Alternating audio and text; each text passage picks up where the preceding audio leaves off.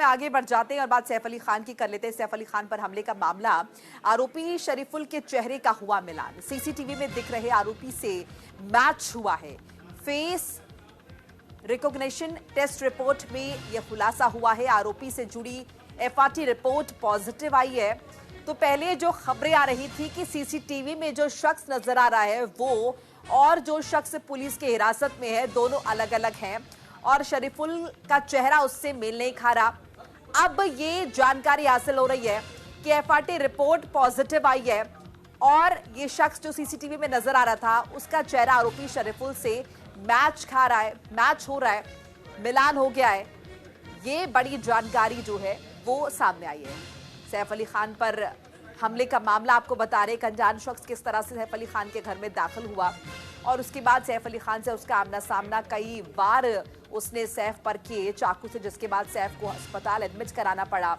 ICU तक में admit हुए, उनकी सर्जरी हुई, हालांकि उसके बाद उन्हें रिलीज कर दिया गया और कुछ दिन आराम करने की सलाह दी गई। इस बीच तमाम तरह की बातें जो है वो निकलकर सामने आई। सवाल उठे कि आखिर सैफ के घर में दाखिल होने वाले शख्स की मंशा क्या रही। उसके बाद इस बात का भी खुलासा हुआ कि शख्स जो है ये बांग्लादेशी नागरिक है, बांग्लादेश से इसका ताल्लुक है। इस बीच उसके माता पिता का भी स्टेटमेंट सामने आया और तमाम तरह के रिपोर्ट्स आई जिनमें ये कहा गया, इस बात का जिक्र हुआ कि सीसीटीवी फुटेज में जो शख्स नजर आ रहा है वो शख्स अलग है, वो शख्स वो नहीं जिसको पुलिस ने पकड़ा है। तो ऐसे में सही शख्स कौन है, सही आरोपी कौन है। लेकिन अब ये खबर आई है कि फेस रिकॉग्निशन टेस्ट रिपोर्ट जो है वो पॉजिटिव आई है, एफआरटी रिपोर्ट पॉजिटिव आई है और ये वही शख्स है जो सीसीटीवी में नजर आ रहा है। मिलान हो गया है, आरोपी शरीफुल की पहचान हो गई है। हालांकि देखिए, लगातार ये भी कहा जाता रहा कि सैफ अली खान को इस मामले में सामने आना चाहिए, स्पष्ट तौर पर अपनी बात रखनी चाहिए।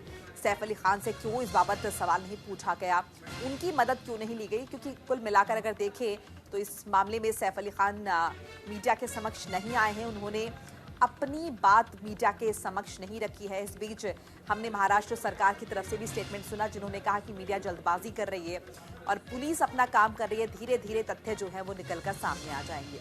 तो पहले कहा जा रहा था कि आरोपी जो सीसीटीवी में नजर आ रहा है वो अलग है और जिसे पकड़ा गया वो अलग है, मिलान दोनों का नहीं है, कोई मैच नहीं है, दोनों के फेशियल एक्सप्रेशंस अलग अलग हैं, दोनों के चेहरे की बनावट अलग है, चेहरे का जो शेप है वो अलग है। लेकिन अब जानकारी मिल रही है कि सीसीटीवी फुटेज में जो शख्स दिख रहा है और आरोपी जो है दोनों एक ही हैं, मैच है, दोनों का चेहरा मैच हो रहा है।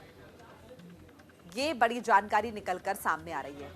तो अब देखिए, सैफ अली खान पर हमले का पूरा मामला आपको बता रहे हैं, जहां पर आरोपी शरीफुल के चेहरे का मिलान हो गया है और सीसीटीवी में दिख रहे आरोपी से मैच हो गया है। फेस रिकॉग्निशन टेस्ट रिपोर्ट में बड़ा खुलासा हुआ है, आरोपी से जुड़ी एफआरटी रिपोर्ट जो है वो पॉजिटिव आई है। यानी कि कहा जा रहा है, इससे पहले जो बातें सामने आई थी उन बातों को अब निराधार कहा जा रहा है और ये बात निकलकर सामने आ रही है कि ये दोनों एक ही शख्स हैं। तो अब इसी आधार पर आगे की जो कार्रवाई है वो होगी, देखना होगा क्या कुछ होता है। आरोपी शरीफुल की पहचान जो है वो हो गई है, आरोपी शरीफुल के चेहरे का मिलान हो गया है, दोनों ही शख्स जो हैं वो एक हैं। ये बड़ी जानकारी जो है वो हासिल हो रही है।